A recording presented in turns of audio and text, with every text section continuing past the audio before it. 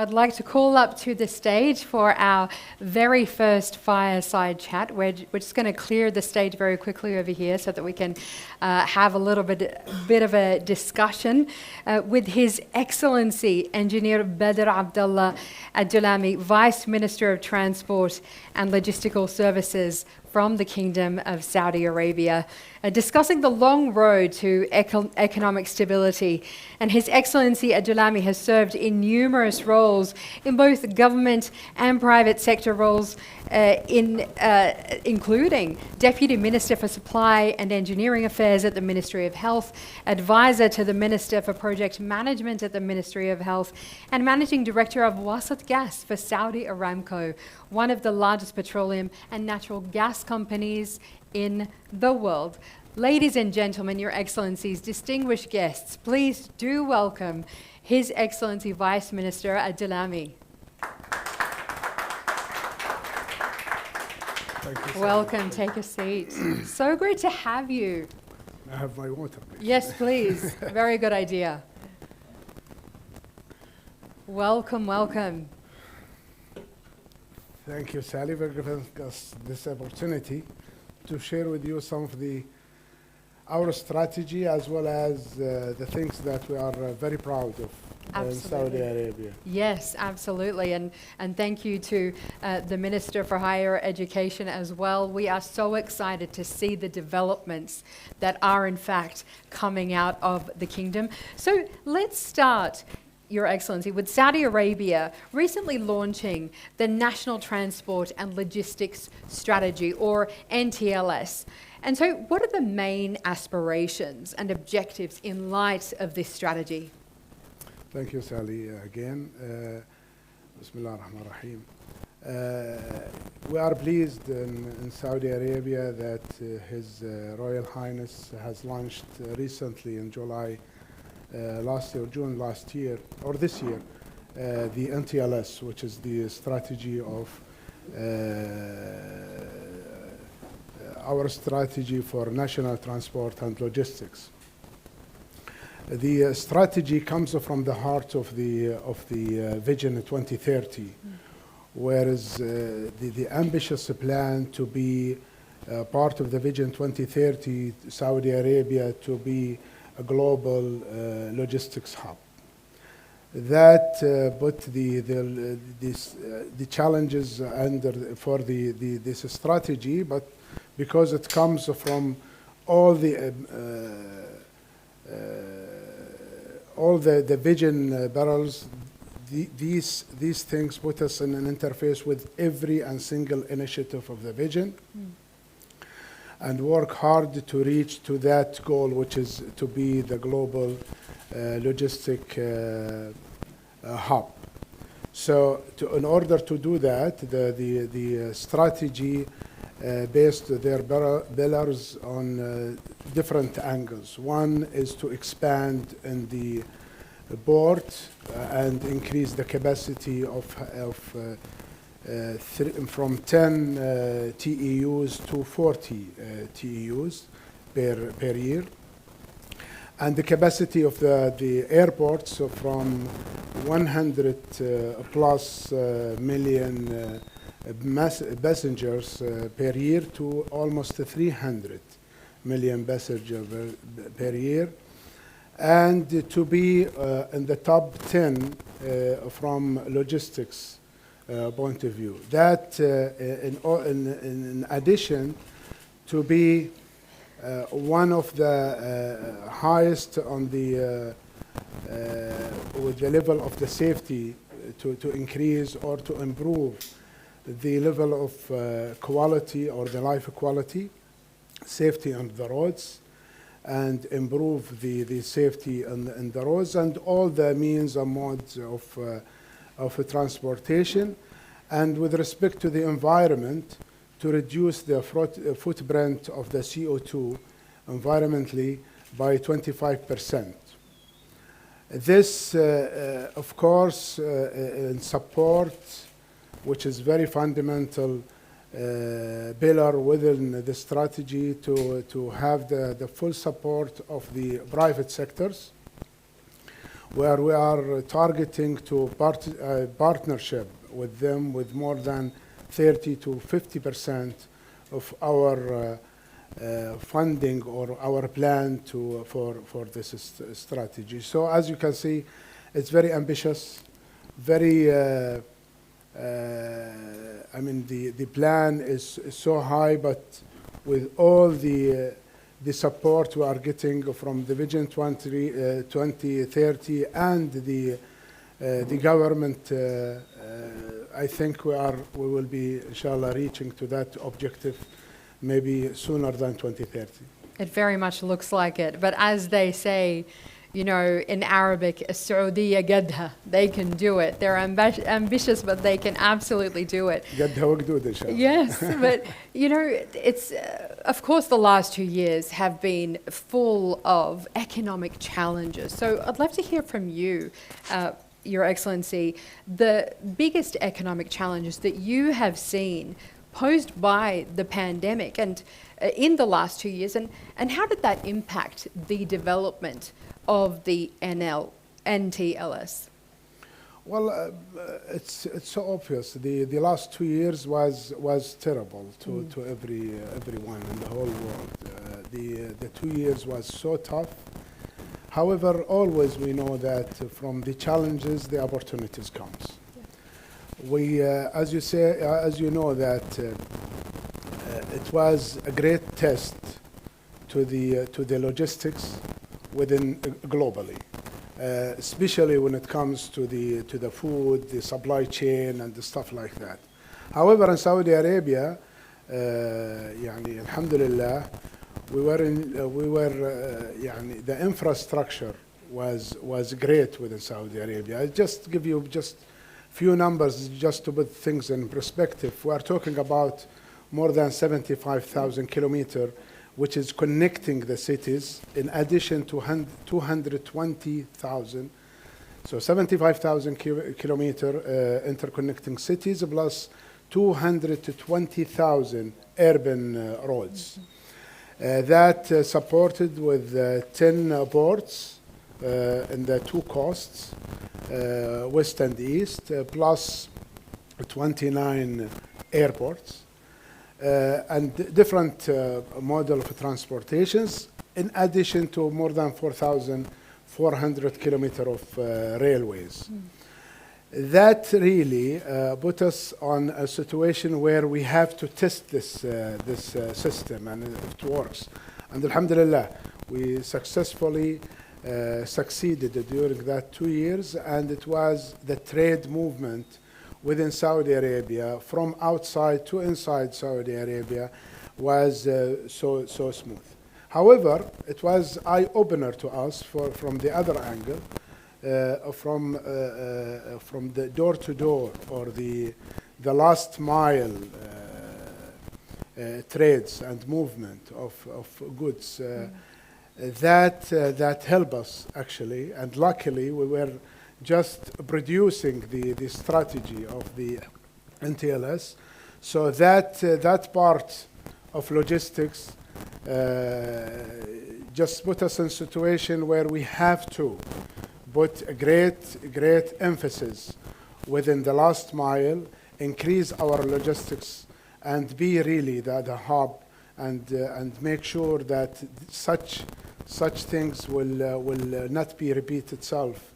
And alhamdulillah, I mean, for the e-commerce today, we are more than 20% from the whole commerce within Saudi Arabia. Not a single need for any person within Saudi Arabia was in shortage, anything in good from outside, alhamdulillah. So that, however, with that, we know we have to do double work and such. We have to invest more in infrastructure, using our geographical location and capitalize on it, and make sure that all of this within the strategy, and this is what Alhamdulillah put in the NTLS. I'm so glad you're touching on that, talking about the infrastructure and the need to really develop it. So talk to us about the main initiatives that the ministry is taking to increase the capacities of existing infrastructure projects to enhance regional and international connection. Well, the NTLS actually talk two parts. One is the legislations, the governance, and how can we improve the system within Saudi Arabia, and that very important aspect within the NTLS. So improving it and make sure that it's a great environment for even investors within the logistics and mobility is a key within the NTLS. And the other part, which is the investment in the infrastructures, we are talking about a very ambitious plan. We are talking about more than 500 billion Saudi Riyal worth of investment within the NTLS. And that will not happen just by doing it from the central government or the government itself. So we are emphasizing within the strategy to partnership with the private sectors, where we allocate more from 30 to 50% of this fund to be a partnership between the government and the private sectors. BIF is a key player within this NTLS. And the other hand, with the projects, we are talking about all modes of mobility. So talking about, for example, major projects on the railways, the land bridge, which will connect the west to east coast. We are talking about more than 950 kilometers of railway that, in addition to several links linking the logistics zones and different cities, will increase the length of the railways by double the length, from 4,400 to almost 8,500 kilometers. With respect to the ports, we're building more ports on that aspect. 5 more airports also will be built, in addition to expanding or upgrading the existing 29 ports. We are targeting sharing the public transport by 15% of all kind of transport mode. With respect to the logistics zone, we are planning to build 20 logistics zones within Saudi Arabia, with different themes, different locations, different themes, to support the other initiatives within the Vision 2030. As I said, we are taking all of this in addition to considering the safety and the quality of the roads. We will continue maintaining #1 in the world in the connectivity, and will improve the quality and the safety in the roads. So it covers very, very major projects, I would call some of them, giga projects from value and importance point of view. Absolutely. And let's talk a little bit about new modes of mobility as well, and technologies in the transport and logistics services sector in Saudi Arabia. Talk to us a little bit more about your vision in that regard. Well, in order to survive within this world, you have to take the technology in mind. I mean, you will distract yourself if you just move with the classical way of doing it. We know the mobility, it's not an exception of this. We know that the technology, it's moving very fast in this angle, talking about the autonomous, the green, the sharing, and all that kind of things. So we consider as a government the way of doing this, or the way of leading on this aspect, is the partnership. Partnership with R&D centers, with the OEMs.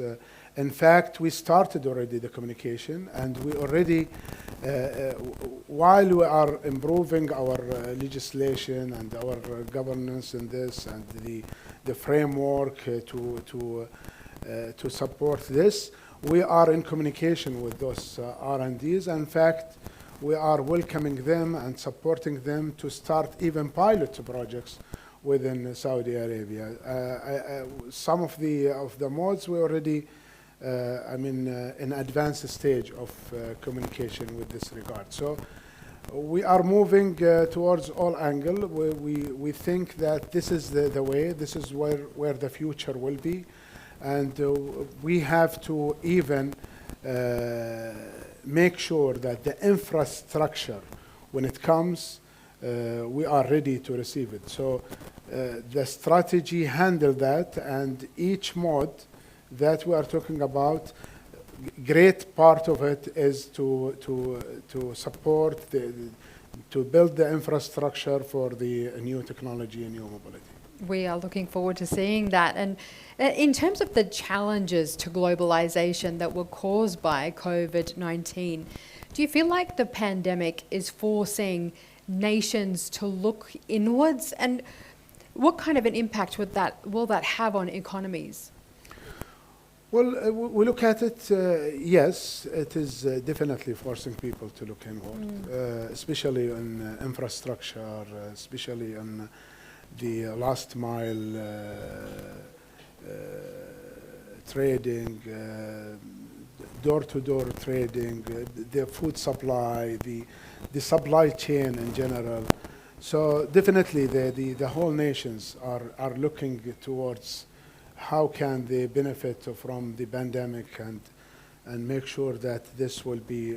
However, on the other side, we see the collaboration among nations was so obvious within this pandemic, which is I think it's a great. It was a great opportunity for the whole nations to collaborate together, working together. We see it in the vaccine, we see it on the sharing the knowledge, we see it in sharing the protocols even. You cannot, distinguish where are you in Saudi Arabia or everywhere in the country with respect to protocol and stuff like that. And that was so obvious in the presidency of Saudi Arabia with the G20, when the whole or the leading economy nations collaborate together to put the human first. So I think it was challenging, but brought with us a great opportunity. Yes, absolutely. Great opportunities for collaboration. We are so excited to see what is ahead. Ladies and gentlemen, please join me in thanking His Excellency Engineer Badr Abdulla Al-Dulami, Vice Minister of Transport and Logistical Services for the Kingdom of Saudi Arabia. Thank you so much, Your Excellency. Thanks to you. Much appreciated. Thank you.